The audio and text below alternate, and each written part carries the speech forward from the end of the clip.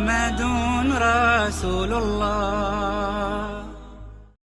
إن الحمد لله نحمده ونستعينه ونستغفره ونعوذ بالله من شرور أنفسنا وسيئات أعمالنا. من يهد الله فلا مضل له ومن يضلل فلا هادي له، وأشهد أن لا إله إلا الله وحده لا شريك له، وأشهد أن محمدا عبده ورسوله.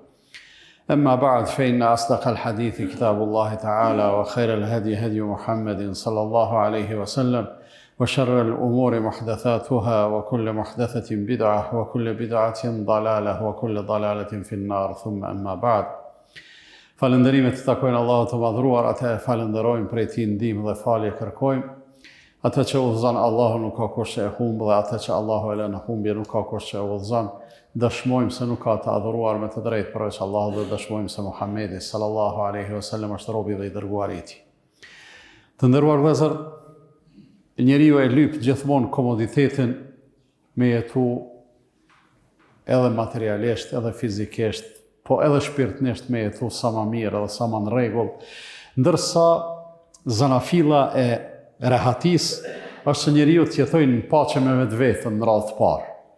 Krejt rehatia, fillimin e ka të rehatia shpirtërore. Për këtë arsye, Allah i madhruar ju ka garantuar atyre që besojnë dhe bojnë vepra të mira, pavarësisht gjinis, mashkuj apo femra, duke qenë besimtar, ju ka garantuar se do të jetojnë një jetë të mirë. Jeta e mirë është edhe jetë e kësaj bote, edhe jetë e ahiretit, ndërsa kulminacioni i mirësisë arrihet me shkallën më të lartë të pastrimit të zemrës edhe të shpirtit. E transmeton Enesi radiallahu anhu një ngjarje interesante, një ngjarje të cilën e keni dëgjuar sigurisht. Thotë ishim duke ndajt me pejgamberin sallallahu alaihi wasallam në xhami, edhe një moment pejgamberi alaihi salatu wasalam po thotë çtash do t'ja bëj një njeri prej banorëve të xhennetit. Pra një njeri i cili hala është njeri i dunjas, mirë po do të vijë befasisht, ju se dini kush është ai, mirë po ai është xhennetli. Edhe thotë erdhi një njeri i thjesht në sytë tonë, kishte marrë abdes, mjekra haloj pikante me ujë të abdestit, i kishte fut nallet në sqetull të dorës së majt, kaloi aty pari, dha selam, shkoi u fal një dy recate dhe heci udhës vet. Ditën e nesërme ishim njëjtë duke ndajt kur pejgamberi sallallahu alaihi wasallam po thotë tani do të vije edhe do të paraqitet një njeri prej banorëve të xhennetit. Kur ja u paraqiti njëjti njeri. Edhe ditën e tretë u përsërit e njëjta ngjarje, edhe kjo punë padyshim thotë Enesi neve na boni përshtypje shumë. Një njeri që nuk ishte as Abu Bekri, nuk ishte as Omeri, nuk ishte as Uthmani, as Aliu radiallahu anhum, po ishte një njeri i thjesht, madje në transmetime as emni hala si përmenet. Thot na boni kurioz me ditë çka puna e këtij njeri që 30 radha zi, po paralajmërohet ardhja e tij me përshkrimin se është banor i xhennetit. Thot u quajti Abdullahu i biri i Amr ibn al-Asit. Edhe e përcolli atë njeri deri afër shtëpisë vet edhe i tha: "O vlla, tha, unë e tha jam filanin, ashta më njeh djali i filanit, po i kom ndru një 2-3 llafe të pakëndshme me babën edhe i kom thonë 3 ditë s'ka me ardhur në shtëpi. Apo mbon konak 3 ditë." Edhe ai tha vetëm këshyre, tha po more, mirë se vjen. Shkova tha 3 net bujta në shtëpinë e atij burrit, edhe menja em tash ato kam me pa natën që kam u quaj me fal namaz natë, e kam me qajt prej frikës, prej Allahut fuqiplote, kam me lexu Kur'anin, me bë dhikre, me bë istikfare, kështu me radha. Me kurgjo së më befasoj ai njeri me praktikën e vet. Një gjatë tha që më ranë sy, tha natën kur rrotullojke, kur ndrojke krahën, tha e përmenke Allahun. A thojke Allahu Ekber, a subhanallah, a la ilaha illallah, edhe vazhdon të me flajt. Qohin më mëngjes, më zgjante edhe mu, hajde shkoj me falum sabahun, kur kalun 3 ditë. I thash, do të me të tregu diçka, nuk kam kur farë konflikti as mos marrëveshje me babën tim. Mirë po, ka ndodhë 3 ditë radhazi, kështu, thotë në 3 hera ti e ai që je paraqit, po ta qef me ditë kush je ti o vlla, çka bën ti, që me e meritu një si paralajmërimi dhe një si përshkrimi se ti je pi banorëve të xhennetit. Edhe ai burri sigurisht është ndi mirë, po i thot, vallahi, thot, najtë e 3 natë me mu, e ke pa çka baj, kur gjë s'baj, heq, kur gjë të veçantë nuk baj. Veç thot, nuk maj urrejtje për kërkan për i muslimanve. Edhe njëkohësisht nuk e xhelozoj kërkan për një mirësi të cilën ja ka dhënë Allahu fuqiplot. Pra në radhë parë kërkon se urrej, në radhë dytë e shoni njeri që Allahu e ka begatu, a i ka dhënë dije, a i ka dhënë autoritet, a i ka dhënë pozit, a i ka dhënë pasuni, çka do të qoftë? Mu thëtë së më vjen mërzi kjo punë, nuk xhelozoj. Edhe për një mend që kjo është esenca e besimit, mos me e xhelozu tjetrin për një mirësi që Allahu ja ka dhënë dikujt, por shkak se veç më unal me mendu, po Allahu që ja ka dhënë atij s'ta ka marrë ty. Nuk je privu ti prej diçkaje pse Allahu e ka begatu filane. Ky njeri e ka pastru zemrën deri në maksimum, edhe Abdullah kur i niti këto fjalë i tha që kjo tha ty të paska ngrit në atë drejtë që dëshmoi pejgamberi sallallahu alaihi wasallam për ty, edhe që kjo qenë ka ajo që për neve njerëzit të rëndomt është vështirë e arritshme. Që kjo ngjarje, po them, sigurisht është e dëgjume edhe ma herët prej juve, mu për veti më bën shumë përshtypje sa herë lexoj, sa herë dëgjoj, sa herë mendoj për te, për arsye se dëshmia e pejgamberit sallallahu alajhi wasallam është shumë privilegj i madh për atë burrin, 30 ditë radhazi me thonë një banor i xhenetit, po dëshmia e Abdullahut në fund, që kjo qenë ka ajo që të ka ngrit në atë drejtë dhe që kjo është ajo të cilën ne shumica e jon nuk po mujshim me arrit ose fare vështirë e arrim, kjo me të vërtetë është diçka që neve do të mëna bo, me mendu shumë seriozisht për këtë temë. Pse është e rëndësishme kjo temë? Pse është e rëndësishme na me pastru zemrat tona prej urrejtjes, prej xhelozis, prej hasedit, prej ngarkesave të panevojshme. A thu se nëse ne urrejmë dikend, ai ka me marrë në thyë dhe me marrë në thuë dhe me e thyë qafën? Jo. Nëse na e xhelozojmë dikend, mos ka me ju kallë shtëpia atij? Jo. Ne kemi nevojë me i pastru zemrat prej këtyre gjanave për shkak se ne jemi ata që lirohemi prej kësaj. E përmend Allahu i madhruar një përshkrim të xhenetlive, interesant.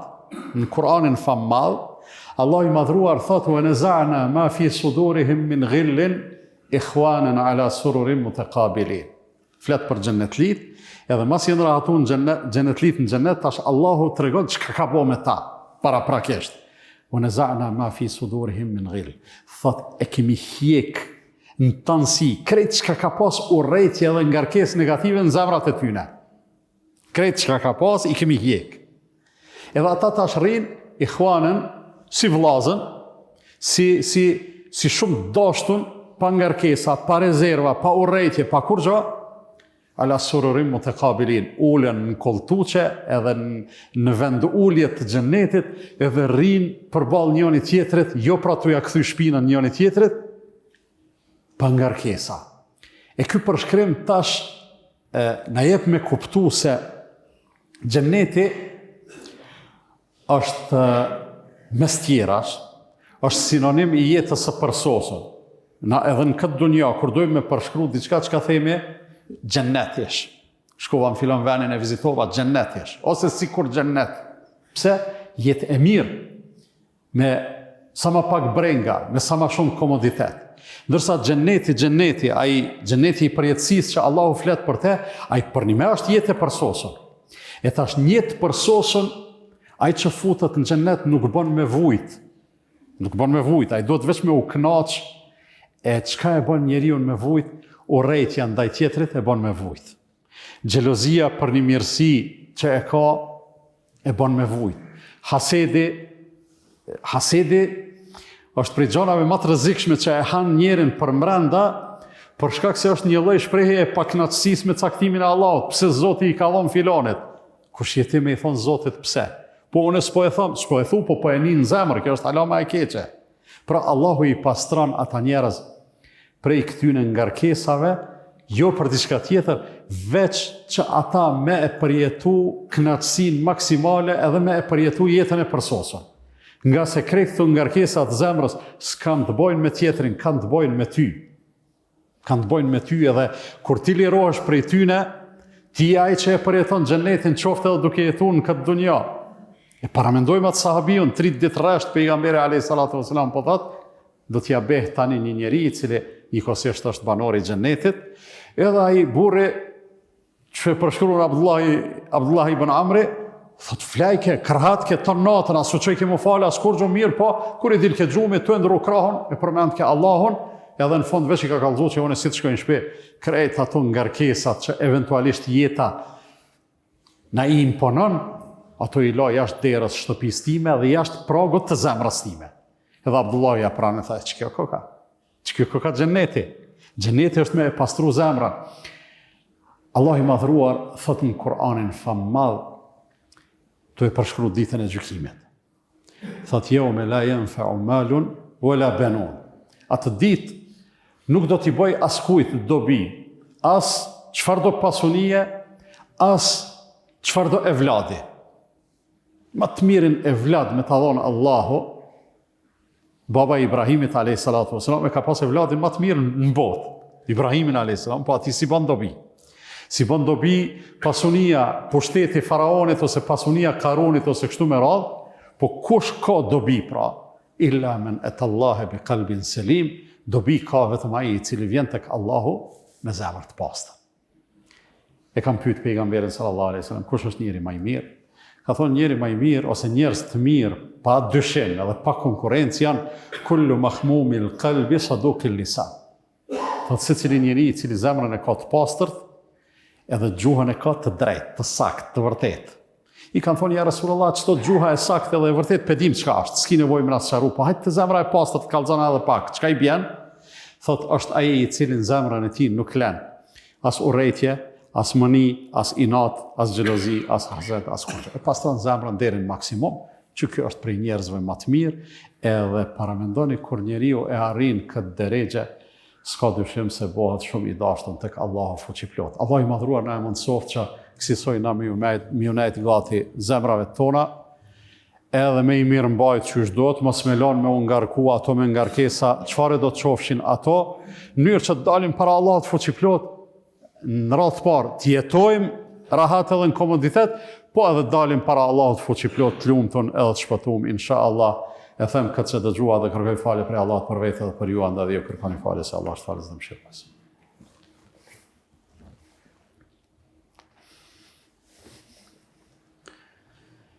Elhamdulillah, wassalatu wassalamu ala rasulillah. Në rrugën, kur flasim për këto tema, janë tema shumë të këndshme. Janë të këndshme për me folë për to, janë të këndshme për me i dëgju. Edhe nga njerë, na doken ashtë të bukura sa që thojmë, po ama sa du bazar valla, s'po mund është sot me e mirë mbajt të zemrën. Mund është me e mirë mbajt, për arsye se sprova e se cilit prej neve, cila është? Thojnë valla e keqja qatë shumë ka dominu, sa që nuk po mund është sot me konë besnik, nuk po mund është sot me konë korrekt, nuk po mund është sot me konë zemërgjanë edhe mja u bo halal njerëzve e kështu me radhë. E nëse s'mun është këto, gjithë këto kërkesa që Islami i ka për neve, atër ku është dalimin mes teje dhe atyne që ti i paknaqën me sjelljen e tyne? Ku është dalimi i të mirës me të keqen? Ku është dalimi i njerit të mirë me njeriun e keq? Ku është dalimi i besimtarit me iman që e ka në rregull? Që thot pejgamberi sallallahu alaihi wasallam, lidhet shumë me këtë temë dhe shumë konkretisht. La yu'minu ahadukum hatta yuhibba li akhihi ma yuhibbu li nafsihi. Asnjëri prej juve nuk ka besu çysh dohet, por derisa të mos ja dëshiroj vllaut vet ato që ja dëshiron vetes. Thon iman, kemi të bëjmë me iman. Ajo çka po du me thonë në këtë aspekt, në rrugën është se kjo temë nuk është temë nafile, nuk është temë vullnetare, nuk është temë fasad. Fasadat janë të rëndësishme, janë të mira. Mirë, por nuk është, kjo është esencë. Është temë bazike në jetën e secilit prej neve, edhe derisa të mos arrim me e bind vetën se kjo temë është e rëndësishme edhe serioze, edhe s'kemi me e trajtu me seriozitet. E kur se trajtojmë me seriozitet, qysh kena me gjetë motivin për me i majt, ose me i mirë mbajt zemrat të pastërta prej këtyne për këtyre ngarkesave. Pra jemi na ata që përfitojmë për këtyre gjanave. Jemi na ata që lirohemi për këtyre ngarkesave, po pastaj edhe sigurisht që bëhemi të dashtun në radh parë tek Allahu fuqiplot, e pastaj bëhemi të dashtun edhe tek njerëzit e mirë të cilët Allahu i dhan, edhe kësaj është ajo para përgatitja për me shku në xhennet. Me zemër me ngarkesa, edhe xhennetli s'përputhat. Veç që to ta mbajmë mend, e tjera të vinë kadale. Gjithsesi mbetet të sfidë dhe sprovë për neve, se derisa jetojmë në dunja, gjithë jena të sulmum, gjithë do të imunitet, po me gjithate këtë imunitet ne e mirëmbajmë, edhe duke i mësu gjanat ashtu që duhet, po mbi të gjitha duke e kërku ndihmën e Allahut fuqiplot, Allah i madhruar në ndihmoft. Inna Allaha wa malaikatahu yusalluna ala an-nabi ya ayyuhalladhina amanu sallu alayhi wa sallimu taslima. اللهم صل على محمد وعلى آل محمد كما صليت على إبراهيم وعلى آل إبراهيم إنك حميد مجيد وبارك على محمد وعلى آل محمد كما باركت على إبراهيم وعلى آل إبراهيم إنك في العالمين حميد مجيد اللهم أعز الإسلام والمسلمين وأذل الشرك والمشركين وانصر من نصر الدين واخذل من خذل المسلمين اللهم من أرادنا والإسلام والمسلمين بسوء فرد سوءه وكيده على نخره وأشغله بنفسه واجعل تدبيره تدميرا يا رب العالمين اللهم ردنا والمسلمين جميعا إلى الإسلام ردا جميلا اللهم آت نفوسنا تقواها وزكاها أنت خير من زكاها أنت وليها ومولاها عباد الله إن الله يأمر بالعدل والإحسان وإيتاء ذي القربى وينهى عن الفحشاء والمنكر والبغي يعظكم لعلكم تذكرون وأقم الصلاة لا إله إلا الله لا إله إلا الله لا إله إلا الله محمد رسول الله